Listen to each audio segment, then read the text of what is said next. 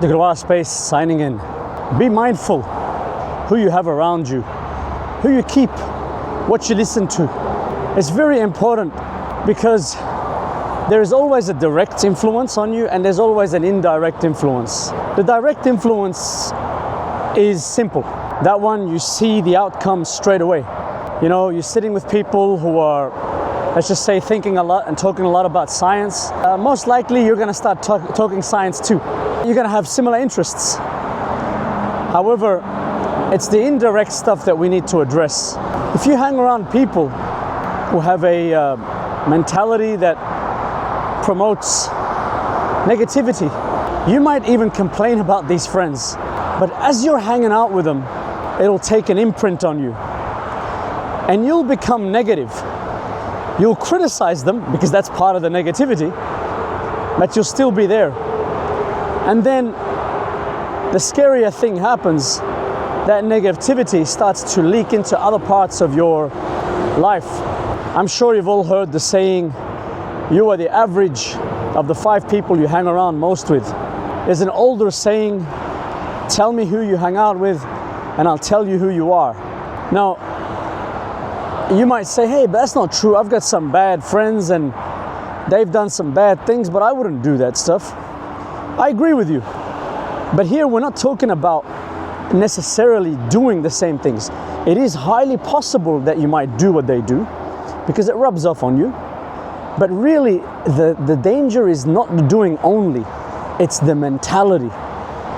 It's the mindset that you inherit just from being around these people.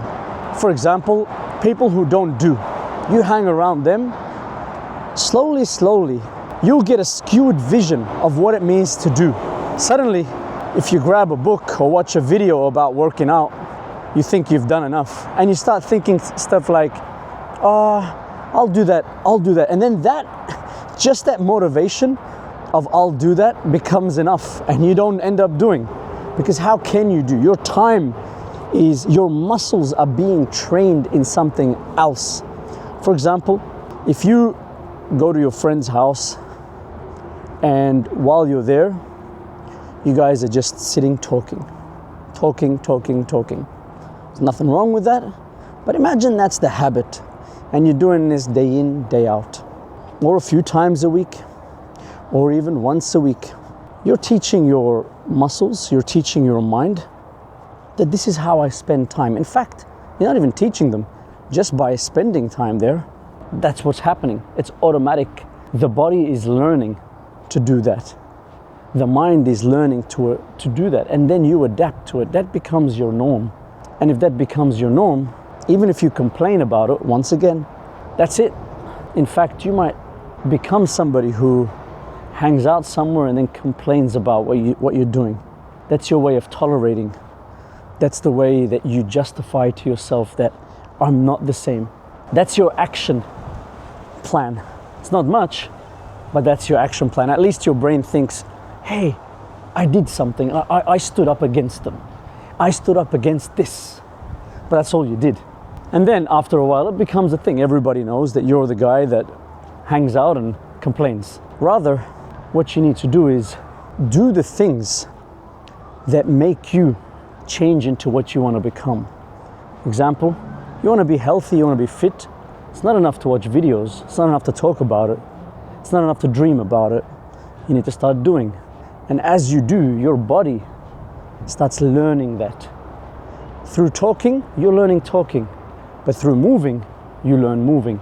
You want to be somebody who expands their mind. Then if you're in a place that repeats itself a lot, find a place that doesn't repeat itself a lot. Expand yourself here. There's a responsibility always on you. And this is something here on Degloirespace. We always say that, hey, you are responsible for who you are. And if that's the kind of attitude you want to have to life, subscribe. That's it. You've done a big step right there. You're surrounding yourself with the kind of people you want. It's a first step. So you keep surrounding yourself more and more with the things that you want around you. And those things that you want around you will start rubbing off on you. And when they rub off on you, hey, you start changing. You're actually dynamically changing, because what's happening now is Change happens and habits grow through repetition. You're repeating the outcomes that you want. You're repeating the actions that you want to inherit and to have. You want to be somebody who reads. Through reading, you become a better reader. You want to be fitter. Through movement, you'll get fitter. And it's happening both ways. Your mind, it's rubbing off on your mind, and at the same time, your body. They go together, hand in hand. Whenever you have something in your personality that you feel you don't like, try to find the root of that action. Where is that action happening? Try to look around and say, hey, this is what I'm doing that is affirming, confirming this behavior. Most of your actions are geared towards not doing. Then you know where your answer is. It's always the doing and the thinking go hand in hand. The doing and how you feel go hand in hand. You cannot separate. We need a holistic approach to your life. It's not enough to just read. It's not enough to just listen. You must do. And the problem is you are doing all the time. You're just not doing the things that are going to help you. You must guard your time and your presence. It's very important where you sit, how you spend your time. It is very, very important. That's what's going to make you who you are. That's what's going to dictate what's going to happen to you in the future, where you're going to go, what your direction is like in life. Don't worry about your future thoughts. Look at your present actions. Your present actions are indeed those things that will govern what happens next in your life.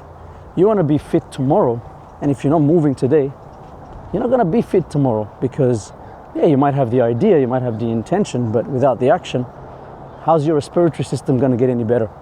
It won't.